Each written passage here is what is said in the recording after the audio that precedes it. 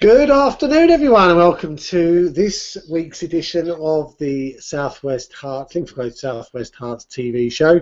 I'm not Diane, as you'll have probably witnessed. Diane is away this week, so you've got me hosting in for my regular slot on the street, and I've got all the usual crowd of supporting team with me this week. So we've got Tania. Tania's going to be telling us a bit about news, what's been going on in the local area in this glorious sun. Come and say hello, Tania. Hi there, Chris. Hi there, everybody. Yeah, isn't it a beautiful day out there today? Glorious. It's very, very nice. And are you going to watch any of the movies tonight? Are you going down to the outside? I'm not going down tonight, but I was there last night, and I was there earlier in the week. Earlier in the week, actually watching in the rain. So yeah, I'm not going to do it tonight though. Brilliant. Okay, fabulous. And Neal, off season, of course, at the moment for Watford. But what's happening? Anything interesting that you're going to tell us about later? Yeah, there's not a lot of Watford news, but we got a little bit, and we got some rumours about some transfers, and we got local sport as well.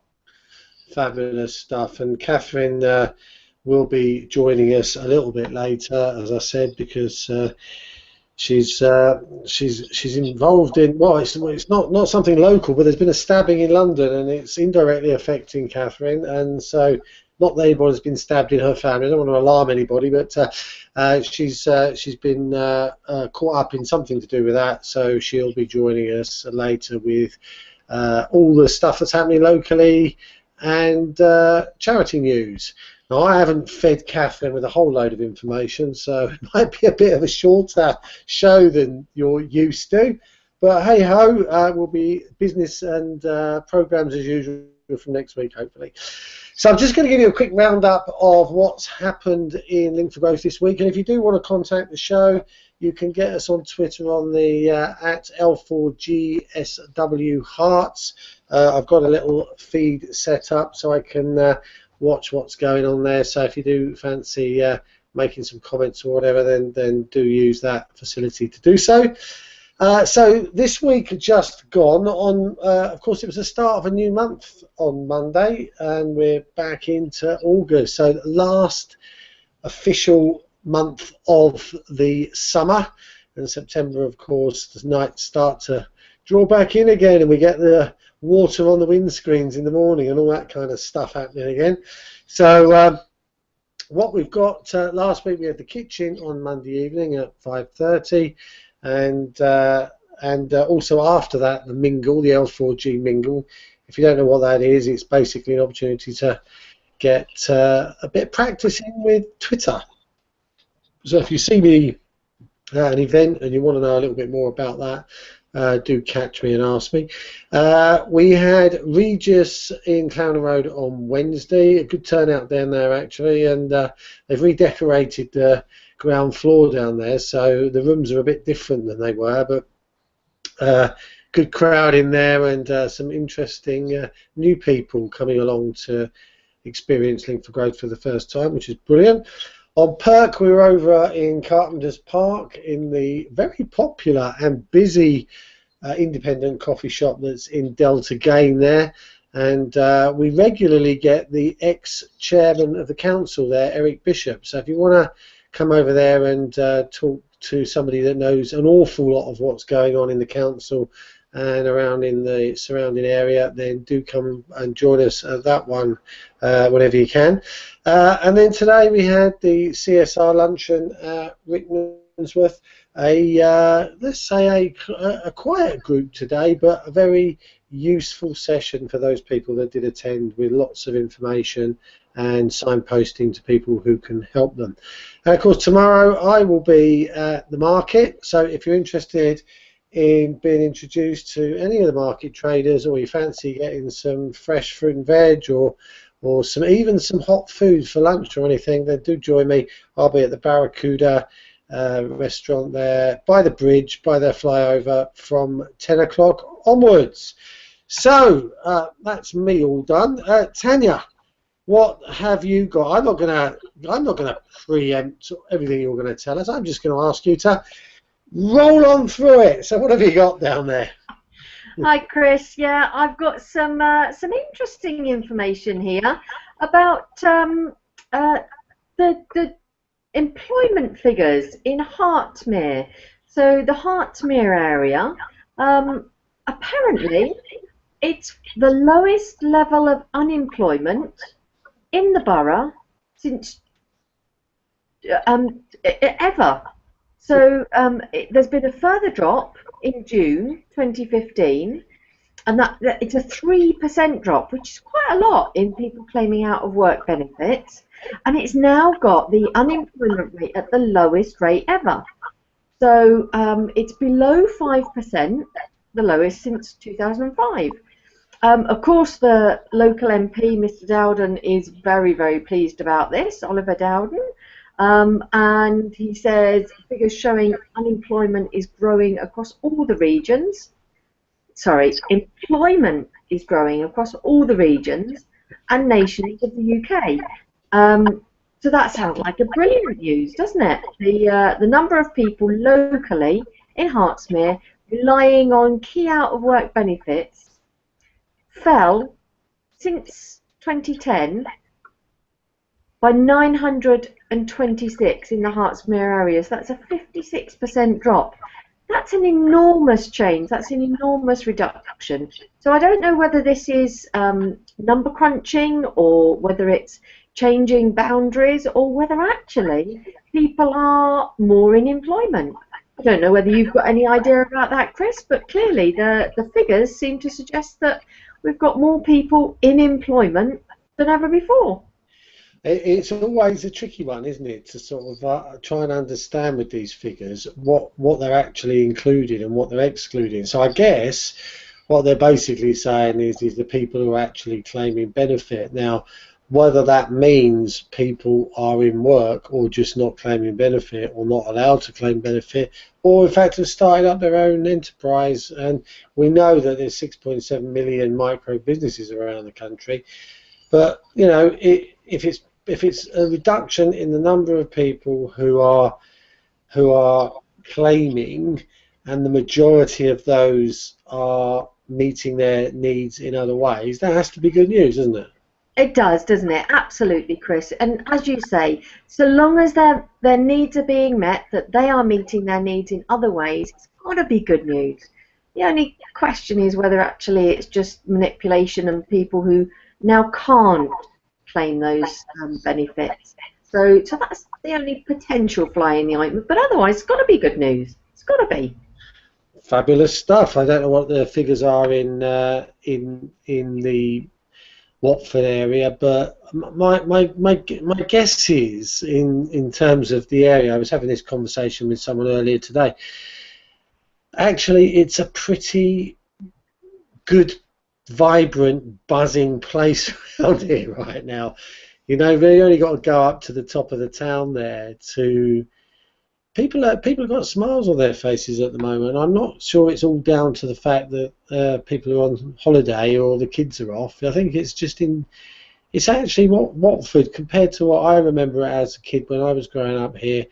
You know, we always look at these things in a very positive way and say, oh, well, it was better in my day. Well, I think actually it's better now, to be honest.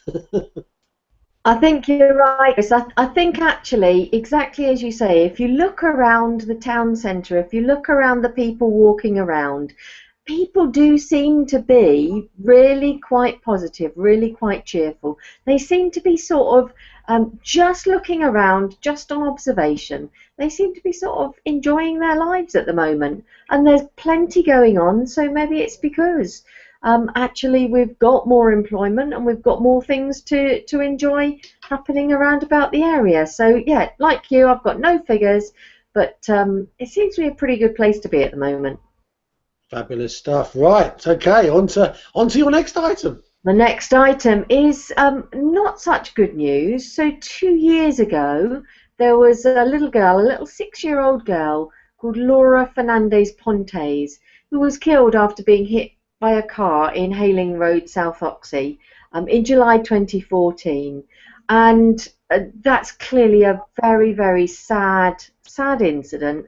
Not only for the child whose life has been lost, but also to our family and all of our friends and school friends as well. People living on Hayling Road, I'm sure, are really quite concerned about this. And what Ty Harris, who we've met before at Friday Beers, Watford Weekly Business, is saying that we ought to have a chicane on Hayling Road to prevent speeding and slow cars down, make sure that we've got a safer road for the children in the area. There's lots of children in that area. For the children in the area to be safer as they're out and about around their homes in South Oxley. Now, it wasn't actually a speed-related incident, but having lived close to the area myself, I know that it is quite a long straight road and I say straight, it's a bit of a few bumps in it, but it can be a road that you can get a bit of speed up because it's quite a long road. But the incident wasn't speed related, and I know how the council work, and we were talking about this earlier today. If there's not a lot of incidents, then they'd probably rather spend that money that it'd take to put in a chicane on something that was a bit more likely to cause more incidents. Now, I don't know the incident rate along Hayling Road or in relation to other areas in Watford and Three Rivers. But I'm guessing that there's been some sort of risk assessment done.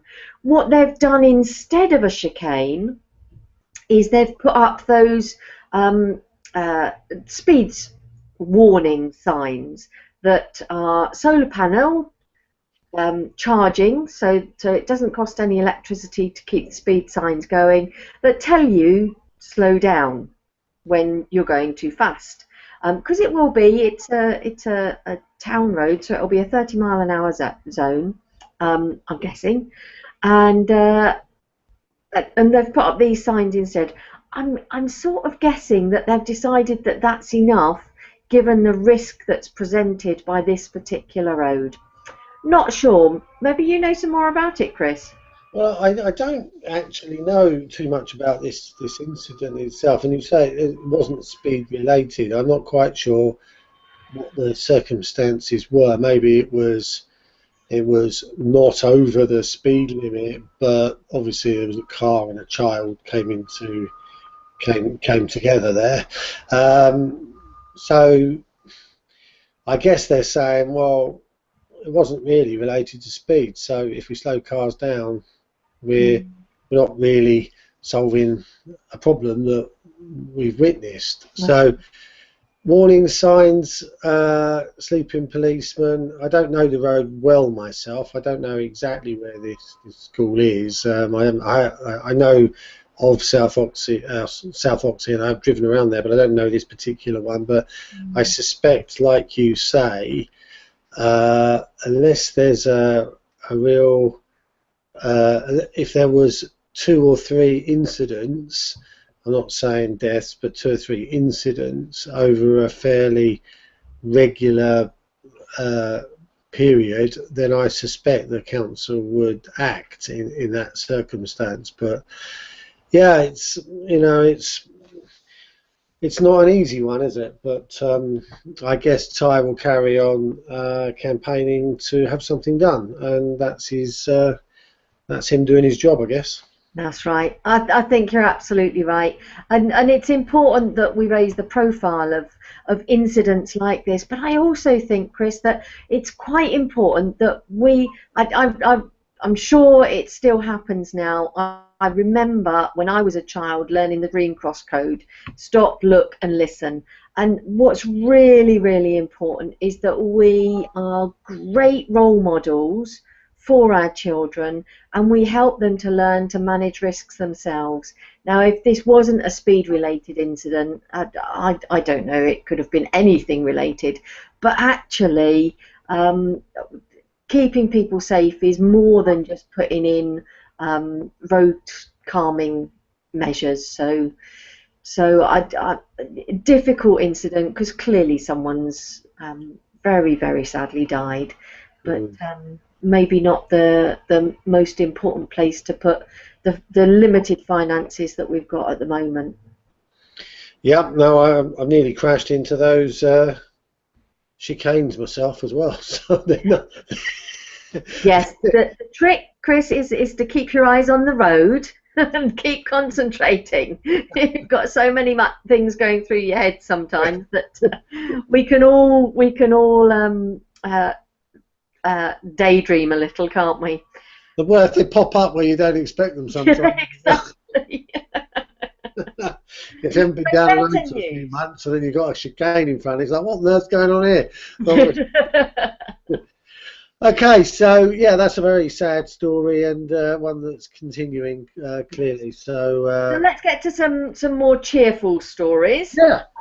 This area, Hertsmere, Watford, all around this area, we are so fortunate to have councils that have maintained and kept some amazing recreation grounds and parks and green areas, quality green spaces in this area. And 6 of our parks, we've mentioned this before in previous years, these green flag awards, we're really, really good at getting green flag awards.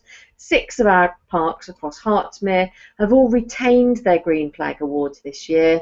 So these are standards for quality green spaces, really well managed. And we've got the King George Rec Ground, where of course I think they've just opened up a swimming pool again, we've talked at before. But that particular park has managed to hold its green flag, or its accolade, maybe it's changed to green flag more recently, for 18 years. That is one well-managed park, that rec ground there over at King George Rec Ground.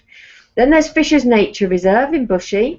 They got a special green flag award for the 8th time in recognition of work carried out by volunteers who manage the site in partnership with Hertsmere, which of course is a great thing and something that Link for Growth really supports, getting involved in managing your local areas and supporting, making sure that we're involved with keeping our local areas the way that we want them to be. Then there's Bushey Rose Garden, who are a heritage site. There are lots of historic features, and for the 6th year in a row they've got the heritage site accreditation and the conservation accreditation.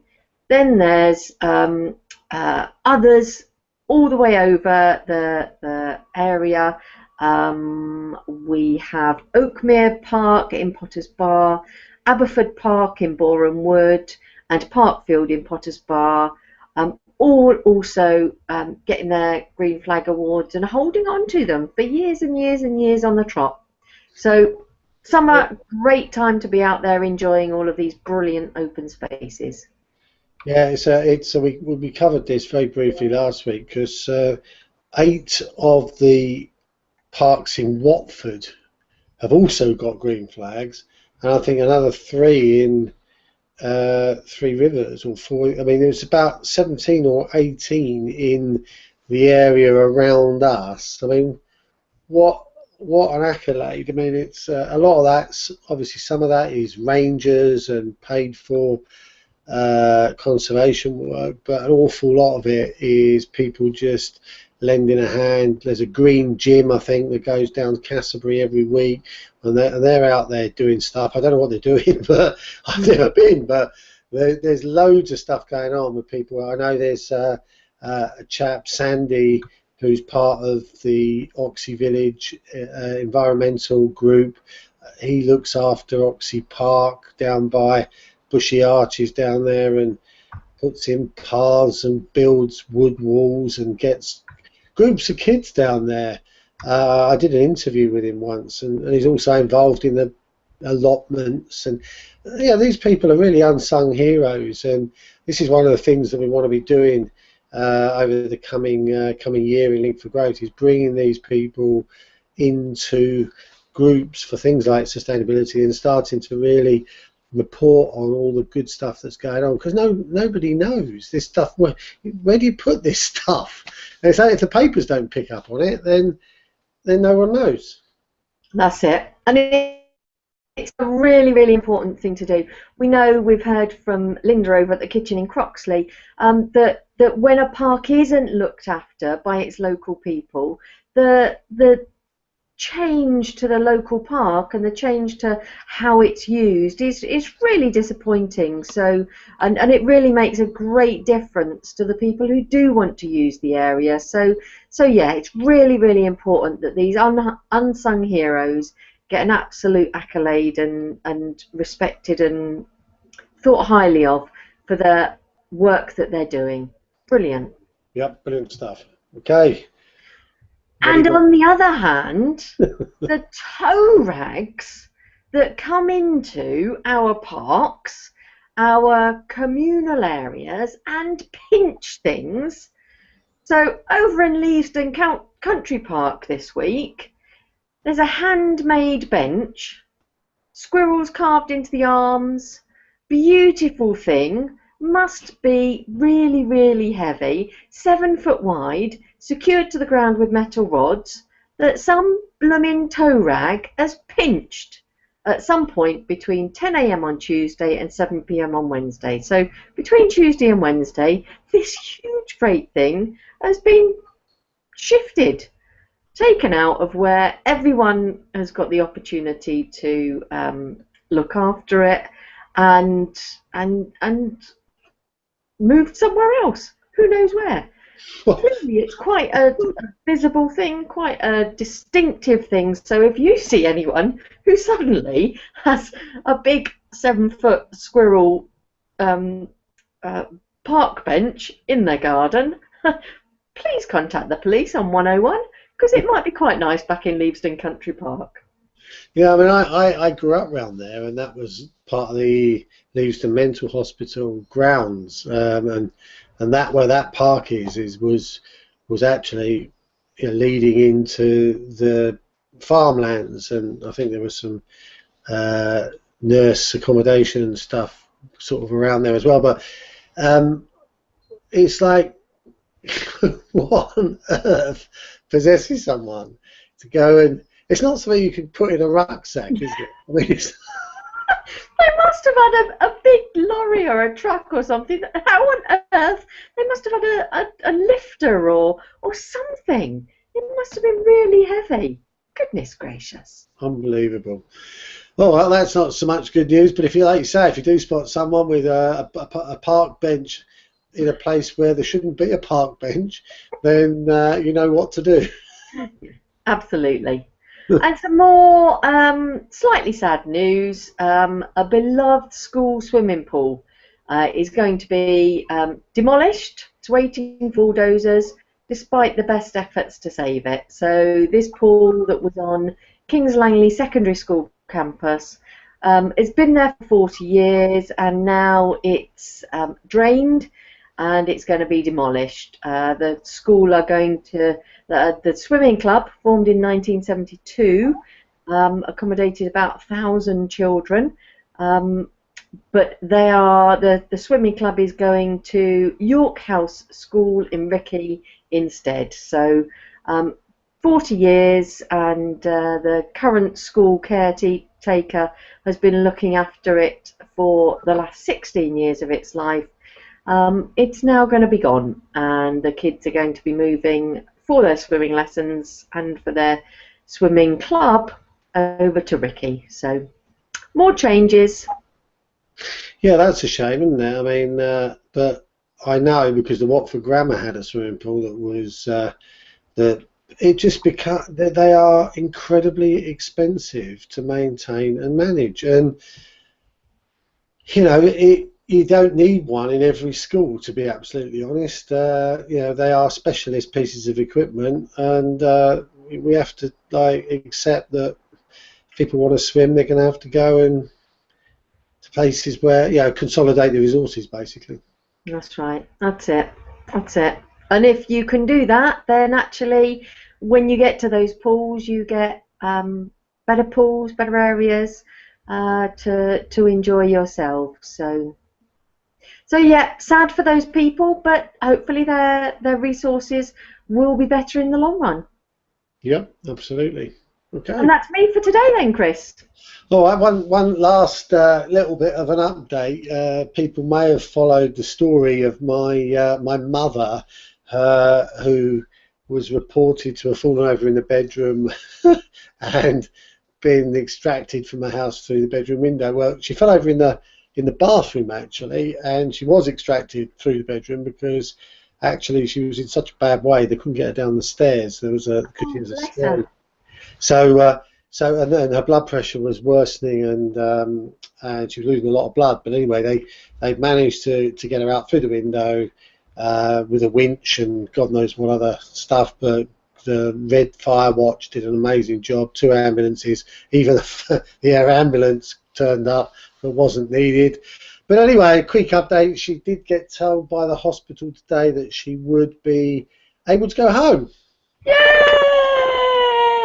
Fantastic. So that's a bit of good news. She doesn't feel that she can go home yet, so I'm hoping that come Monday she'll be in a better place and she'll feel like she does want to go home. I love her. What an exciting rescue, for goodness sakes. The air ambulance and the fire brigade. She must have been loving it. No, she wasn't actually loving it because, typical of the generation, she was saying, what will the neighbours have said? And like it was just all about what other people would think. It's very typical of my mother. I'm sure you'd have a field day with her. But yeah, so anyway, not her chosen not her preferred choice of exit from the house, the bedroom window. But she's got a grand tale that she can tell the grandchildren. Yeah, and it was all over the Observer, of course, and it was all over Twitter and stuff. So yeah, she's got a story to tell there. So. Well, it's great news that she's just due to come home as well. So I'm sure they'll give her a fantastic discharge and enable her to come home with comfort and some security. Lovely. Yeah. Thanks for that update, Chris. No problem. Right. Thank you ever so much, Tania, for giving us that update. Lots of interesting stuff going on in Watford. Now, Neal, welcome back.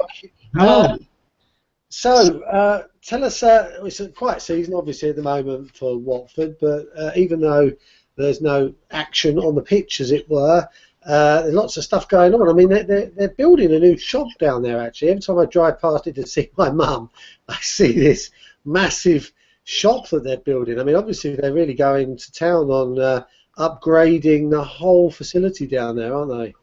Yeah, they've already put in the new stand and they're expanding that. And this is there's still more going to go on after this. So it's going to be the new main entrance. It's got a big glass curved shop and it's going to have the new sign and everything on it. And the artistic impression looks fantastic. So unfortunately, it's not going to be ready for the beginning of the season, but sometime through the season there'll be an opening ceremony, I'm sure. Yeah, I mean, I was talking to somebody last night, and they were saying that because we were talking about ticket prices, and obviously the ticket prices at Watford are far languishing in the Championship, but they've got to compete with London clubs, and they've got to upgrade. I mean, there's not really much choice, is there? No, the new season ticket holders' prices have gone up, but what they have done is for the people who were loyal and kept their season tickets from those years, they've actually frozen them at reasonably good prices compared to the rest of the Premiership. So it's not a cheap activity going to watch football anymore in this country, but we're in the best league in the world. So what do you expect?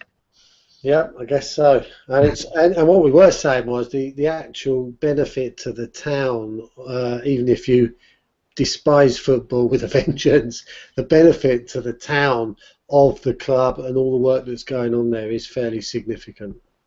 Yeah, it is, and bringing large away crowds down every other week also brings a lot of money into the town as well. Yeah. Okay, so what's been going on in the? I don't know much about when the transfer season stops, or what. Really, I'm not that close to it, but I know you'll have been keeping your ears to the ground. What's going on down there? Yeah, so the transfer window will end at the end of August, actually after the season started. which is always quite a controversial topic because it seems weird that you wouldn't have it all sorted before the season starts. But so Watford have loaned out winger Stephen Berghaus. He didn't have a happy time last year, couldn't really get into the team, and it seems he doesn't want to have another season of the same. So he's been loaned out to Feyenoord. That happened this week. On the only remaining signing that is in the wins, I mean, you never know, something could pop up out of the unexpectedly, is Pereira from Juventus, who is a midfielder. We've been chasing him all summer, and apparently we're getting close to doing a deal on that one. So it looks like the squad's pretty much where it is. We'll need to loan out a couple more players because we've actually got too many for the squad. You have to name a 25-man squad. With only a certain number of foreign players in it, and we have too many foreign players. So we will be doing some loaning outs, but I don't think there'll be many more people coming in. So are we still sort of in the space where last year when we sort of went on a mad spending spree, are we still trying to sort of reconcile the all those signings and sort of sort things out? Are we still in that space? Yeah, well, they've made more signings this year as well. So yeah, some of those signings, there were a lot of last-minute signings last season, at the beginning of last season, and some of those players didn't really fit into the squad, didn't get their chance, and yeah, it's a case of now getting them loaned out to other clubs so we get them off our wage books. That's what they're trying to do now. Right. Okay. What else is happening? Is when does the season start? By the way, when's the first game? Right. First league game is next week, next Saturday. Got a very tough start to the season. Ben Watson was interviewed saying he's not fazed at all by it. All games are tough in the Premiership, but if you're a Watford fan, you're looking at those first few fixtures, 5 fixtures that include Arsenal, Chelsea, Man United. That's a tough start, but other teams have got new managers and new players as well. No one knows what the form's like. Pre-season form means absolutely nothing, so all up in the air, all to see how it plays for. And how have they done in their sort of pre-season? They've only lost one against QPR, a couple of draws on the foreign tours, but I think that the team are quite happy with the way they performed. It really is one of the things you never know till the first game of the season how it's gone, because they're also playing around with what players are in the squads for those friendlies, and they're trying out new systems and they're practicing things. So you never really know until the actual first couple of games how it's panning out. I guess if you're going to face those tough games, you might as well do it when everyone's not been playing. Yeah, it can work either way. Last season we had a fairly tough start and we managed to only lose one of the first 6 games, so that sort of like set us in a good course. If we could come out the first 5 games with a couple of wins, somewhere around mid-table, that would be good. I don't see why we won't pick up a couple. We've been making big signings. We're a good team as well now these days. So yeah, it's going to be exciting times. Good stuff. What else has been in the news? Yeah, so just on some tickets, information about Watford games. So tomorrow there's a home friendly against French team Lorient, and tickets have sold out. So if you were planning to go down, there's no tickets available on the door. They're only opening up one of the stands, and that's already sold out. And the very first game of the season is away to Southampton, and the allocation for tickets as that has been sold out as well. So it looks like there's a lot of excited people in the town. Looking forward to the new manager to see what he's like. The Watford managerial merry-go-round as it is. Where do they pick up fans to take them to Southampton? Will that be down at? The coaches are outside the ground. They pick up outside the ground, but Southampton's are close. A lot of people will be driving themselves down, I would have thought. Right. Okay. Well, kick off next week. Well, I didn't realise it was so close. Yes, and some local teams have actually started already. Oxy Jets had their first game last week in a cup game, and they won, and they're through to the next round. They beat Broxbourne. But the non-league teams, and they all start tomorrow, so there'll be a lot of news next week about the local teams and see how people like Kings Langley and people like that are playing next week. Yeah, see how they go on, because obviously they've been promoted 3 seasons on the trot, and they're in the highest ever league, and exciting times for them. So it'll be interesting to see how they get on. Are Valerians got promoted last year as well, didn't they? The rugby side, did they get promoted last year? Yeah, they did. They did. The rugby starts a little bit later. I think it's September time that rugby starts. Right. But yeah, they're up in the highest ever league as well. Interesting times around here, then, aren't there? With lots of clubs doing very well. Yeah, absolutely. Sport in Watford is on the up and up. Yeah. Brilliant. Okay. So what else have we got? On the ladies' football side, unfortunately, the ladies haven't had a very good start to the season. They've only won 2 of their first 11 games, and their manager, Rosen, unfortunately has quit. It's not a great record. She was coming to restructure the team, and she did come in with a big reputation, but she hasn't managed to do it. And it's bottom of the league after 11 games isn't a great place to be, so they're going to be struggling for the rest of the season now. There isn't relegation out of that league, so they can't get relegated, but it's obviously not what the club had hoped for. When does that season finish for the ladies? They've still got quite a few games left. That'll finish at the end of September time. Right. Okay. September time. Oh, so are they leaderless until then, or someone stepped up to? There's no news. There's no news at the moment. I presume they'll put a temporary position in place, someone temporarily in place while they're searching around for someone who wants the job. Yeah. So that's that, I'm afraid. So on some local news, Taekwondo. Young chap called Todesco from Watford. He won the British Championships, 15. Oh, I can't remember what age group it was. But yeah, and he says he wouldn't have even took the sport up if it wasn't for his brothers. So talking him into playing. So that's a nice story. Yeah, brilliant. Also locally, we've got some swimming. If I can find the story. A young chap called Taverna, who comes from North Watford, and he managed to win 3 medals at the British Championships, 15 to 17-year age.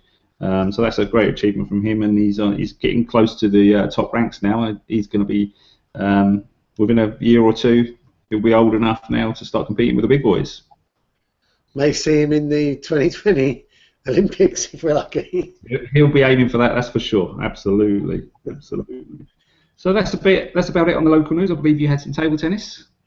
Oh yeah, probably not a lot of people know this, but there's a charity in Watford called Urban Table Tennis Club. I know this because it's my mate that runs it, and they've been coaching a young lady who's actually from Barnet, but the actual charity is registered in Watford.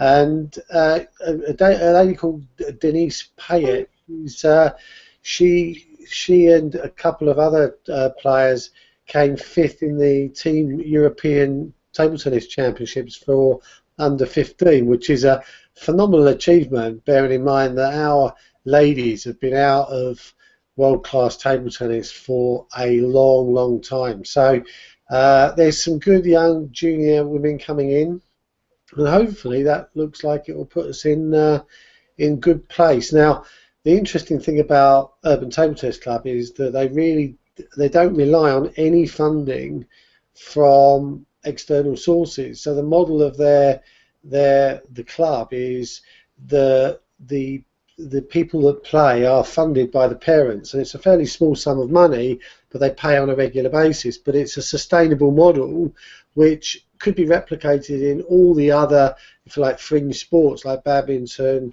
squash, and other sports like that, because most of these sports rely on things like Sport England funding, which is always feast and famine. You know, like when you're building for the Olympics, you get money. When the Olympics is over, they take it all away again. So we need a really much more sustainable model, and that's really interesting because it's all been started down here in good old Watford. So it's a model for the future. Oh, that's great. That's great news. Yeah, it's yeah, like you say, that Sport England thing. They can flood a sport with money, and then if you don't do well enough, they take it all away from you, and it's a real lottery, isn't it? It is, and it really works for things like the velodrome sport, cycling, where we've had tremendous success. Of course, they keep pouring money in, but then, of course, there isn't any money for anybody else either. So it's great because we get success in one sport and we become a centre of excellence, but the other sports become almost like lost in space, and you never. And of course, people who like those sports are not getting the same crack of the whip. Yeah, no, that's great. So, excellent. Well, thanks for that update, Neal. And no doubt are you going off down to watch the game next week? I'm not. I'm in the shop, unfortunately. I don't tend to go to away games these days. I used to go to a lot when I was younger, but home games for me only, mostly. All right, brilliant. Well, fingers crossed for them, and everyone else in the local the local teams playing tomorrow in the non-league division. So let's keep our fingers crossed for them as well. Okay, thank you, Neal. Okay, see you soon. See you soon. Catherine, welcome to the show. I know there's an awful lot going on in your life at the moment. Don't expect me to actually report anything at the moment, will you? Because I have no idea what's going on. I don't know whether you sent me any links, so I've not had time to look, I'm afraid. So all I was really going to mention was stuff going on in the high street, really.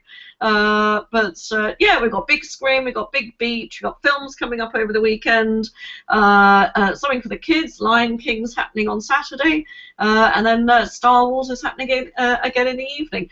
Star Wars was playing last night. We were in town yesterday evening with some friends. I know there was a Thrive group with Neal down at the big screen. Where we sat, we could actually hear it and see part of it too. We were in the new Bosley's or Bosley's pub. I'm sure somebody will correct me on pronunciation at some point. But yeah, there was a good crowd down by the big screen there. It looked like good fun. Good stuff. So where is that Bosley's then, or Bosley's? It's where Yates used to be. Oh, okay. It's not anymore. It's Bosley's. Oh, okay. Do we know anything about that? Is it related to? Not a great deal. No, I think they are part of a chain, but I'm not sure which one. We did look on the back of the menu because we ate there as well. A decent pub grub, very similar to sort of Wetherspoon's ideas. You know, there's some food there that have offers with drinks included. They do some quite nice sharing platters, which is what we had. And a nice lot of seating outside as well. So it was very pleasant, actually. It's a nice little spot. When the sun is out, it's a bit of a sun trap just on that little bit. And I think they're trying to sort of perhaps go a little more upmarket, shall we say, because there used to be a few things going on in Yates's which wasn't always pleasant. So I think they're trying to perhaps attract more of a family crowd. There were certainly some kids and families inside when we were there, so it was a very nice atmosphere there. And the staff were all very happy. They actually wanted some feedback from us. So when we were there, they were saying, "Oh, did you used to come before? What's different now? What do you like about it now?" So they're obviously very keen to please new customers or potential new customers. So yes, I would urge everybody to go along and try it out. Fabulous, an impromptu restaurant review right there. Indeed, yes. Normally you talk about the Palace Theatre, what's going on there, what's going on at the Coliseum, what's going on. What's the other place? The Horns. Oh, the Horns, yeah. They've all got their own websites and stuff. Yes, so absolutely. Do go and have a look at those. Yeah, you tend to find, particularly during August as well, there's a lot of kids-related things going on. Certainly, Watford Coliseum, in conjunction with the big events, they have a lot of kids things going on. I know they're doing some teddy bear picnics for the little ones to get involved in, and that seems to coincide before showing Paddington on the big screen. So it's a sort of kiddie family-friendly related idea going on there. But yes, I mean, they've all got their own websites at the moment, and all showing various different sorts of things. You know, you tend to find it's a bit more family-friendly over August and the summer weeks. But yeah. There is a Home Instead, I think. I sent you a link about them. There's a couple that cycled 55 miles or so for Home Instead, that charity. It's not just a Watford charity, but I think they did that one for the Watford group. So well done to them. Okay, cool. And I think last week you always put a fairly comprehensive list of things that are going on charity-wise and stuff. Anything for the?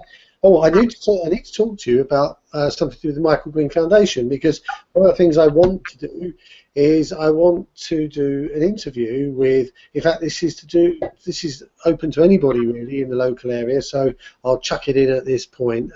Is to talk about your particular thing, whether it's a charity or a community group or whatever, just very briefly, and then for me to explain on camera exactly which parts of Link for Growth you could tap into to help raise the profile or include more people, engage more people, share what you're doing to a wider audience, and even come on the TV show like we're doing now. So there's all sorts of ways that Link for Growth can support, and by sort of going through a number of different types of organisations, it should give people a fairly good introduction, if you like, into how they can be supported in the community and how they can more effectively reach out, really, because everybody struggles with that. Yeah, absolutely. Yeah, I mean, certainly it's benefited the Michael Green Foundation in numerous ways, really just very simply by making connections. You know, you get talking to someone, whether it's a fitness instructor, whether it's a nutritionist, or someone who works for a sports centre. You know, there's all sorts of connections. Or even if you just happen to be at a function, somebody else is there, and oh, well, I recognise you from somewhere. Oh, let me introduce you to somebody else, and on it goes. So yeah, there's all sorts of opportunities that you wouldn't even necessarily think, oh, I'm going to specifically go to this group meeting because I need so and so. Some things sort of happen quite organically just through meeting other people. So yeah, great opportunities for charities. But talking about the Michael Green Foundation, we've only got one thing coming up at the moment, which is a ladies' bingo night in September. I'll mention it again come September, but it's on the 28th of September. So any ladies that fancy a game of bingo, put the date in your diaries, and I should be around with flyers and posters and things at some point. Where's that going to be, Catherine? That's going to be at the Radlett Synagogue. It starts at 8 o'clock, and just turn up and we'll make teams, groups on the night. There are some lovely bottles of wine as prizes, being very generously donated by one of our trustees. So yeah, 28th of September.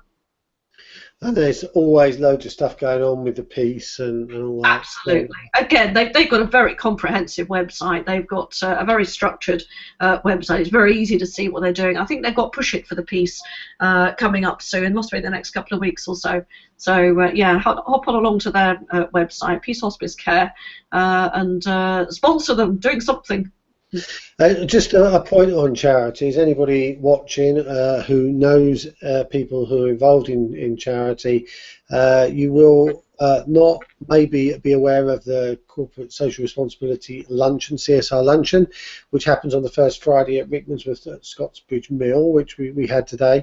I am going to be wading my way through 50 charities out of 500 in the local area every month, encouraging them to come along to find out how they can get further support from Link for Growth. So we will be encouraging them to come along to that luncheon, so support that as well if you can. Anybody that wants to get involved with any aspect of community work, because that's going to be quite good going into the final part of the year. And it's a lovely place for lunch too, of course. No, I was sorry to miss it today. I'm always there for the lunch. Yeah. I love the lunch there. But particularly on a day like today, you could even have sat outside. But yeah. Yeah, we did. But the fish and chips was good, and I had today, so sorry you missed it, but it was nice anyway. You know what my day's been like, Chris. It just wasn't going to happen. I hope you've got things sorted out. That didn't sound great. What was going on down in London? It's not great. Yeah, I'll fill you in after the show. Okay. Well, as we've already done the sort of review, the Bosleys in the top of the town. I'll just give you a quick idea of what's happening next week in Link for Growth. On Monday morning, 10 o'clock, Reason Coffee Shop. Do get along there. I know some people who are going along already. The chap who was at luncheon today is going to go along there. He could do with some support and help in different aspects. So if you are able to nip along there, please do. We've got Link for Drinks on Wednesday in Ricky, and that's at 8 o'clock. That's going to be community leadership meeting again, which means people who are really interested in being actively involved in taking action locally. If you want to be part of that, do come along and find out more. On Mercury's on Thursday at the Mercury, funny enough, on the A41 from 10 o'clock. I think probably you'll be away then,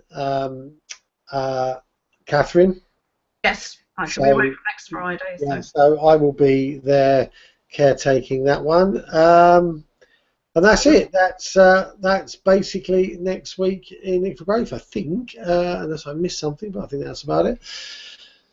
So if there's nothing else, anybody got anything else to add? Tania, have you got anything to add, or no? Okay, brilliant. All right, well, that's us done for this week. We've managed to squeeze it into less than an hour, which is a minor miracle, but quite good to get it in under an hour. I think it's more snappy. But anyway, thank you, Tania, for your report earlier. Thank you for being part of it once more. An absolute pleasure, Chris. Have a lovely weekend, everybody, and I look forward to seeing you again soon. Brilliant. Thank you very much. Looks like it's going to be a great weekend, as you say, and maybe a week's worth of sun, so we're told, but who knows. And thank you, Catherine. I hope, are you going away? Are you going away soon, or Monday, tomorrow? Yeah, no, we're packing and getting things sorted, probably up till Thursday. Then we actually head off Friday, so it's going to be a busy week. Okay. Maybe I'll join you for the tropics at some point. We'll see what the connection's like over there. Okay, good stuff.